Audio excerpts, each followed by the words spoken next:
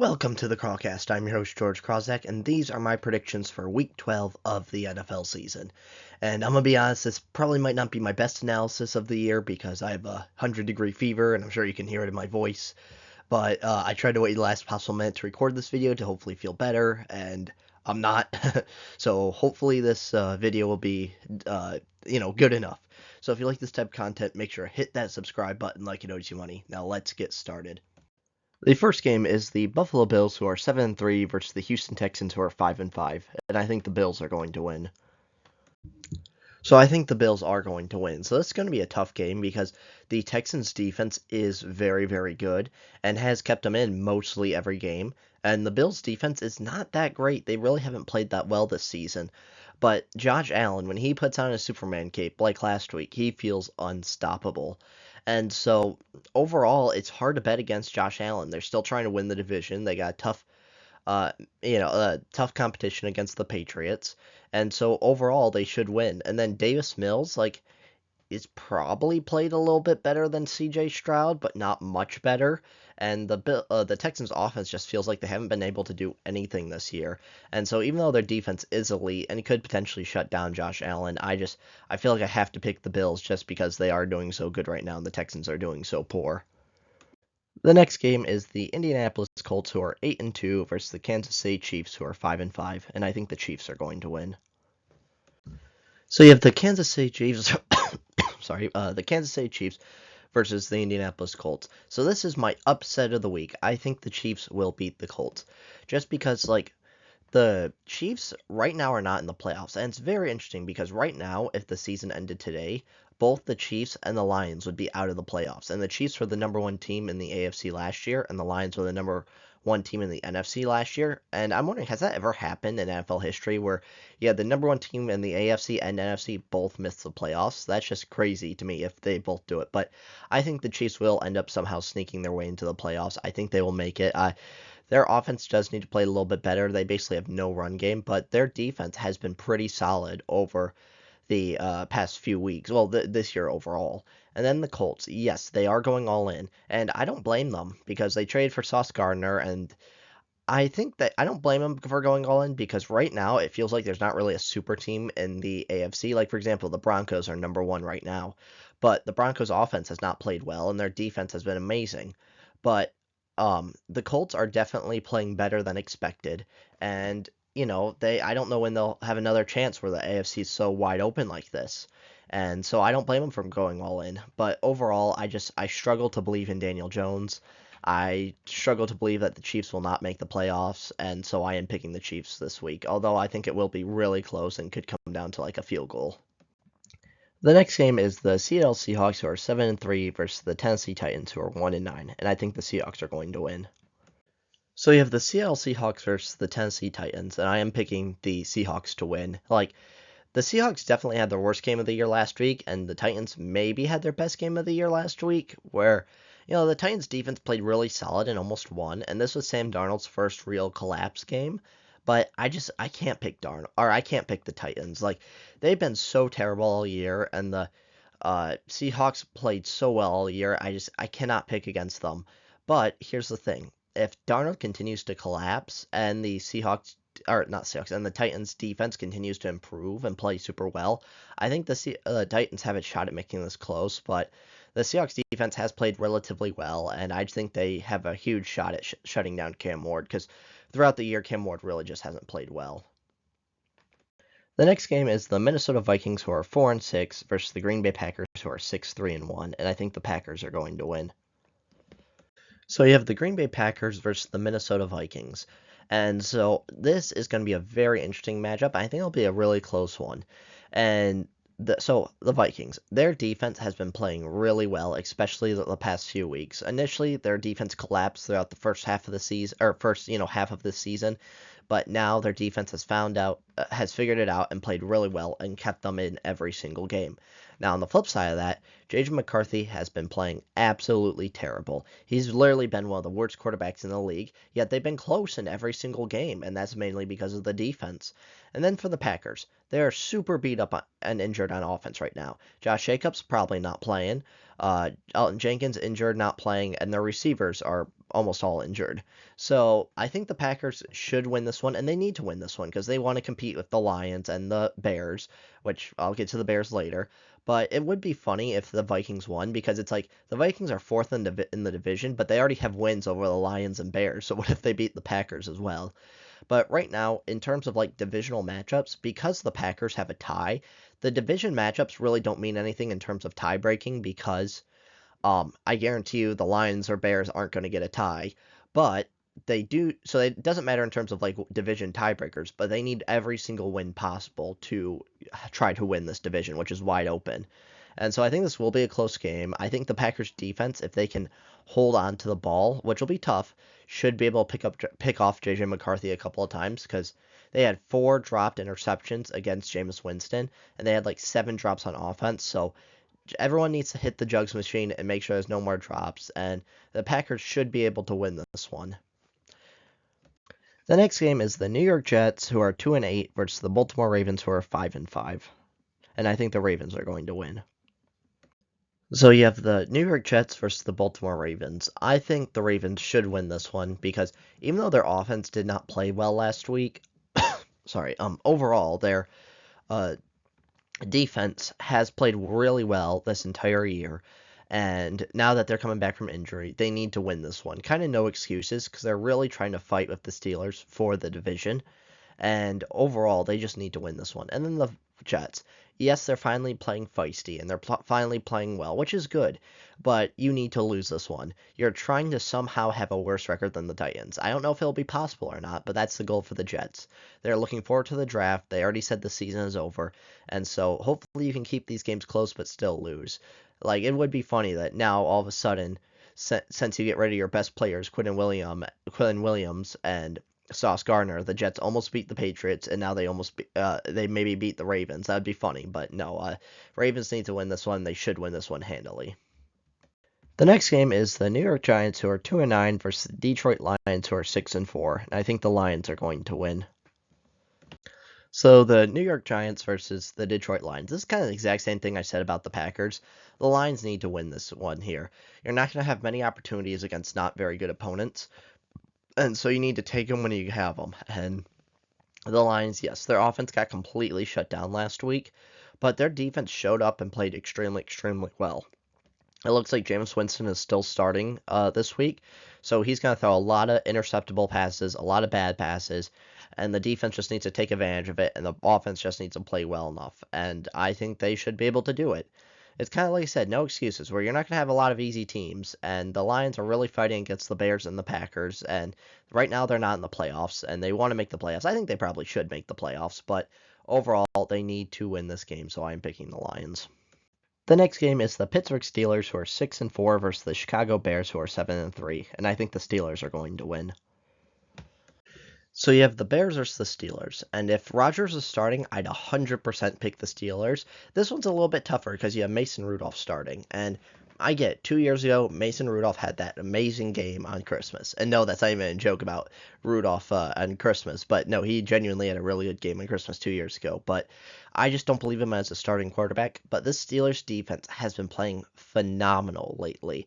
And this Bears team, like, I don't know what's up with them, but they are somehow winning games they shouldn't have won after being the biggest choker for years. Like, it could be just competent coaching with Ben Johnson. It could be because the Pope is a Bears fan. I don't know, but for whatever reason, the Bears are playing amazing. Well, they're not playing amazing, but they're somehow winning games they should lose. And they're, I think, 5-0 in one-score games, so they haven't really been dominating any of these. But they've been winning, and that's what you need to take care of business. Like I kind of feel like the last year's Chiefs, where the Chiefs kept somehow winning. I think they were 11-0 in one-score games, but this year Bears, I don't think they're a good team. I really don't think they're a playoff team. But overall, I think the Steelers' defense is going to be so good and dominate this Bears offense. So I am picking the Steelers. But we don't know how Rudolph's going to look, and it really could go either way because of that, their quarterback situation, where this offense might not work. But I think this will be a really close game, and I do think the Steelers are going to win. The next game is the New England Patriots, who are 9-2, versus the Cincinnati Bengals, who are 3-7, and I think the Patriots are going to win. So you have the Patriots versus the Bengals. So recently, Joe Burrow has not been playing that well. He really, or not Joe Burrow, Joe Flacco has not been playing that well. And Drake May, like he's kind of a little bit feels like Justin Herbert, where like is plays well almost the entirety of the game, and then he has kind of one really bad fumble or interception, like sorry, one just really bad play that kind of wrecks things and keeps the game close. But overall, Drake May's been playing really good. Travion Henderson, now who's finally getting carries, is playing really, really well. And I don't see the Bengals winning this. The Bengals defense is absolutely horrible, worst defense in the league. And Joe Flacco, he's fine. And then the big one is Jamar Chase is suspended for this game. He spat on Jalen Ramsey, clearly spat on Jalen Ramsey, and they announced he's suspended for this game, which I think is fair. I think if you spit on someone like that, then you should get suspended. I think that's fair. And so what it feels like is Joe Flacco just kind of throws it up to Jamar Chase, and then when the teams have to like double cover Jamar Chase, that leaves T. Higgins one on one, and then he throws it to T. Higgins. Whereas now that Jamar Chase is gone, I think that's going to really destroy and hurt this offense. So now you only have to worry about T. Higgins. So overall, the Patriots should win this one. I think this has actually a good shot at being a blowout, but the Patriots should win this one, and they need to try to win the first place in the AFC. The next game is the Cleveland Browns, who are 2-8, versus the Las Vegas Raiders, who are 2-8, and I think the Browns are going to win. So the Browns versus the Raiders, and the big news here is this is Shedeur Sanders' first start. And so I just want to clarify something. So a lot of people are talking about how Shedeur Sanders got 0 first team reps, and that's why he sucked last week. And no doubt about it, you can't say he didn't suck last week. He was absolutely terrible. I think he went like 4 for 16, 47 yards and an interception. He was horrible. But I just want to say, because backup quarterbacks don't get first team reps. Like if you look at last week, look at the backup quarterbacks that played. Malik Willis, no first team reps. Kirk Cousins, no first team reps. Andy Dalton, when he got in there, no first team reps. So backup Trey Lance for the Chargers, no first team reps. So if you look at Shedeur Sanders' career, is when he got drafted, he was QB4 in the offseason. Joe Flacco, Dylan Gabriel, and Kenny Pickett were ahead of him. He got no first team reps because he was a fourth string quarterback, and then he eventually beat out Kenny Pickett for the third string job. And then he was a third string quarterback throughout the season. Third string quarterbacks don't get first team reps. And then Joe Flacco played so bad that they traded him to the Cincinnati. And then Dylan Gabriel, and he moved to the backup. Backup quarterbacks don't get first team reps. So that's kind of just how the NFL works. And here's the thing about it is like I don't understand why he's such a polarizing player in the sense where if he plays bad, criticize him, and if he plays well, praise him. Like in the first two preseason games, where it's like the first preseason game he played really well and he deserves credit. Second preseason game he played horrible and he deserves blame. I like that's kind of why I feel bad for him is because he has such like a cult following that I feel like it's kind of destroying him because if like let's just say he comes out and he sucks. Then everyone's going to blame Kevin Stefanski for the loss or for Shedeur Sanders playing poorly and it's not necessarily his fault because Dylan Gabriel, he's not playing super well, but he's not playing bad either. So why am I picking the Browns? I'm picking the Browns is because this should be the easiest for Shedeur Sanders to succeed. If he can't succeed during this, then he's kind of screwed. And that's because the Raiders defense, one of the worst defenses in the league. Raiders offense, one of the worst offenses in the league. The Browns, they still have one of the best defenses in the league. So as long as Shedeur Sanders doesn't play horrible, this should be very close, and they should be able to win it with their defense carrying them. And if he doesn't, and if they can't win this here, I don't know. Because here's the thing: I think expectations need to be different. Because we're expecting him to play like a first round pick, and last week he played like a rookie fifth round pick, like you'd expect. So overall, this Raiders team is absolutely horrible, and the Browns should win this one because at least if their offense isn't good, their defense is so good that their defense should carry them to a win. The next game is the Jacksonville Jaguars, who are 6-4, versus the Arizona Cardinals, who are 3-7. And I think the Cardinals are going to win. So the Jacksonville Jaguars versus the Arizona Cardinals. This is my other upset of the week where I think the Cardinals will beat the Jaguars. I think I'm like the biggest Jaguars like hater slash non-believer in the sense where their defense has some decent games, but Trevor Lawrence is just not the guy. He has not really played well at all this season, and I just struggle in believing him. Whereas like Jacoby Brissett, he's played at least decent. They've been in almost every single game. It's just that they've been playing some very solid teams that have gotten up way too early and they've struggled to come back. And so this Jaguars matchup, where I think the Jaguars are bad enough where the Cardinals should win, because again, I think the Cardinals just got unlucky with a couple of games, and I don't think they're as bad as their record shows. And I think this Jaguars defense has been so off and on, and I struggle with believing in the Jaguars, and I just think the Cardinals are going to win. I'm not gonna say they're a better team, but I just kind of have a gut feeling that I think they're going to win because I just don't believe in this Jaguars team at all whatsoever. The next game is the Philadelphia Eagles, who are 8-2, versus the Dallas Cowboys, who are 4-5-1, and I think the Eagles are going to win. So you have the Eagles versus the Cowboys. This is going to be an interesting game because the Eagles offense has been completely shut down the last 2 weeks against Detroit's defense, which is not very good, and the Packers defense, which is very good. And then their defense has been completely dominant. They completely destroyed Detroit's offense, which is very good, and then they completely destroyed the Packers offense, which is okay. And then the Cowboys, their offense has been really, really great. And then their defense overall hasn't been very good. They played really well last week, but I'm not sure how much credit they get because it's the defense, or because it's the Raiders that they beat, and the Raiders are very much not good. So this should be a really close and really exciting game. Honestly, I think the Eagles are just going to continue the trend. Like, if they can shut down this Cowboys offense, I don't think the Cowboys defense is good enough to shut down this Eagles offense. So I am picking the Eagles. I think they are a better team, but man, Jalen Hurts and this offense just needs to get something going. Their defense is playing like the best defense in the NFL, but if their offense can't do anything, this team's going to get kind of screwed for the future and really struggle. The next game is the Atlanta Falcons, who are 3-7, versus the New Orleans Saints, who are 2-8, and I think the Saints are going to win. So you have the Saints versus the Falcons. I'm picking the Saints here because I do think they are a bit better. Uh, They've been in almost every single game. Tyler Shuck, even though he's only played in 2 games, he's played pretty well in both those games. And then Kirk Cousins, I thought he was going to be like the best backup quarterback in the NFL because of his prior years of starting experience and actually playing pretty well as a starter, but he's been terrible as a backup. He really hasn't been able to command this offense. But also, the Falcons are so weird because it's like they are able to play and beat the best teams in the NFL, but they also suck and struggle against the worst teams in the NFL. It literally makes no sense to me how this Falcons team plays. Uh, Bijan is still really good, and so if the Saints can somehow shut down Bijan, they're going to win. It's going to be tough, but if they can do that, they should win. And overall, I just think the Saints are better than the Falcons just because Kellen Moore, I think, is a really good coach, and Kirk Cousins has just been struggling so much. I am picking the Saints. The next game is the Tampa Bay Buccaneers, who are 6-4, versus the Los Angeles Rams, who are 8-2, and I think the Rams are going to win. So you have the Rams versus Buccaneers. This is a very exciting game. This could potentially be a playoff matchup. Both these teams are really good, and Baker Mayfield's playing pretty good, and Matthew Stafford is the definitive MVP of the NFL right now. He is the best quarterback right now. He's playing so incredibly well. Him and Devontae Adams and Puka Nacua, and I think the Rams probably have the best team in the NFL right now. Their defense is playing spectacular. Their offense in all phases, the run game, pass game is just spectacular.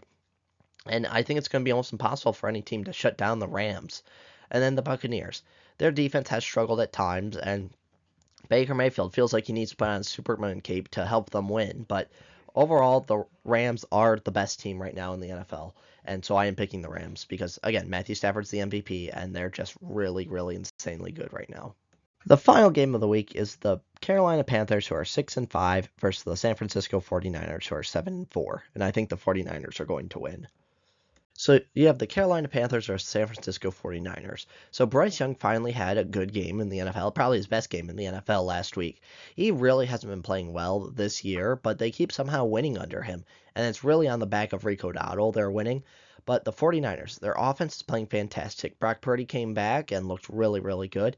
And then what's really surprising is their defense, because I kind of thought it was over once they lost Fred Warner and Nick Bosa. It's like, okay, two of the best defensive players in the NFL, and the 49ers are missing both of them. There's no way their defense can play remotely well. And they've shown out. They played really well. And Robert Saleh is really good. And this is kind of my point of why I really like Robert Saleh is I don't think he really should have been fired as the Jets head coach.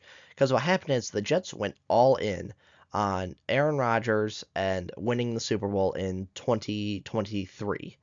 And then Aaron Rodgers got hurt. Their defense was fantastic, but Zach Wilson couldn't lift them up and play well enough to take them to the playoffs.